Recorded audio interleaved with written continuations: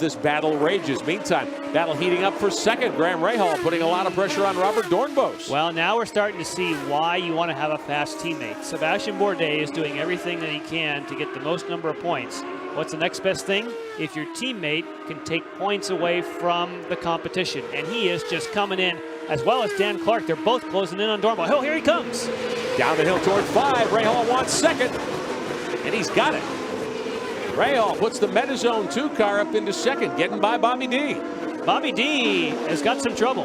Look how quick his teammate, and you could see him sawing at the wheel in turn number 5. So certainly Graham Rahal has picked up the pace, but something appears as though it may be amiss with Robert Doornbos. Looks like Doornbos may have a tire going down. Looks as though that car's kind of crabbing. Maybe he's got something broken in the rear end. Dan Clarke sniffing some blood in the water here. Clarke's the kind of driver who would not necessarily protect his teammate. He'd love to get by Doornbos, no question. Yes. But all the drivers know that we are in the season of the championship. In fact, they were told by the race director, Tony Kottman, if you're not involved in the championship, don't get involved in the championship. In other words, be very cautious when you're running guys with people in the championship and don't do anything silly. So we'll see if Dan Clarke heeds that warning. Well, Doornbos staying on the gas in the Ozjed car, the 14. He's still in third. Rahal got by, though, and has added to the lead as they hit the front straightaway. The championship battle in Champ Car, one of the best we've seen in years, and it moves across the Atlantic in 2 weeks. Champ Car will begin its 2-race European swing. The Champ Car World Series continues on ESPN Classic.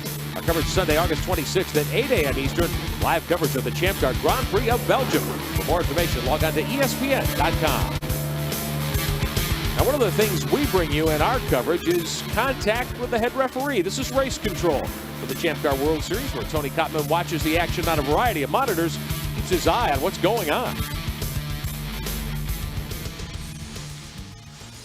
The winner of the last race of the Champ Car World Series, Robert Doornbos, has been involved in an on-track incident with his teammate Dan Clarke. He's pitted the Minardi car.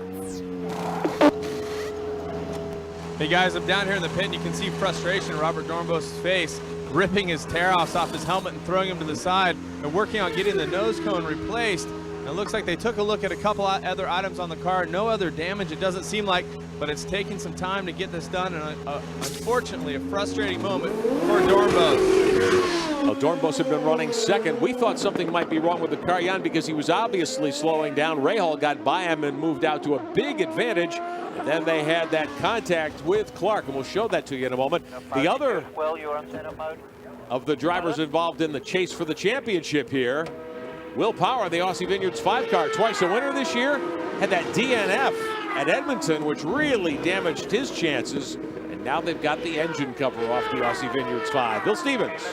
Lots of trouble down here, guys. First of all, there's a problem with the front wing. They were actually back in the paddock building another front unit for that car. Now, as you can see, the engine cover is off. It just has been a non-stop parade of problems the last couple of laps for this particular automobile, and it's not sure whether they're going to be able to get them in anytime soon. Well, isn't that amazing? We've got Will Power, Robert Doornbos. I mean, these are the players in the championship. ECU if you want.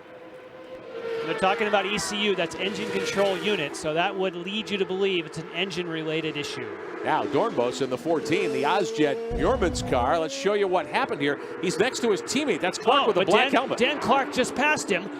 Wow! Dan Clarke passed him, got on the brakes, and Doornbos couldn't stop because he was right behind him. He lost the air over the front wings, and then he was called from the pits. They told him, drive over the curbs to get rid of. That was actually by design. They told him, drive off the track, go across the curbs and get rid of that front wing. But see, right here, he's lost. He can't slow it down at that point because when he was behind, there is always a wash behind the car.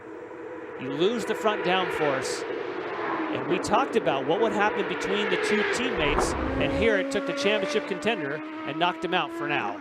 As we watch the car of Robert Doornbos.